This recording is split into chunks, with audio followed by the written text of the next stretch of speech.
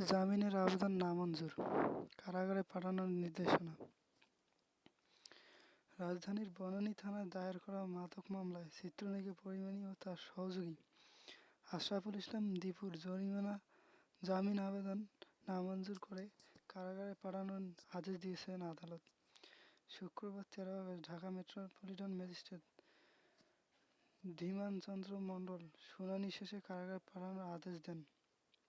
এর আগে রাজধানীর বনানী থানায় দায়ের করা এক মাদক মামলায় চিত্রনায়িকা পরিমণি ও তার সহযোগী আশরাফুল ইসলাম দীপুকে দ্বিতীয় দফায় রিমান্ডের শেষে আদালতে হাজির করা হয়।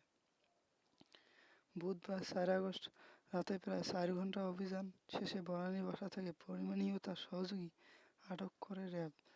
তার বাসা থেকে বিভিন্ন ধরনের মাদকদ্রব্য জব্দ করা হয়। আটকের পর তাদের নেওয়া হয় র্যাবের সদর দপ্তরে। বুধবার ভোররাতে সেখানেই থাকতে হয় পরিমণিকে। পরদিন র্যাব-১ বাদী হয়ে মাদক আইনে পরিমণির বিরুদ্ধে মামলা করেন।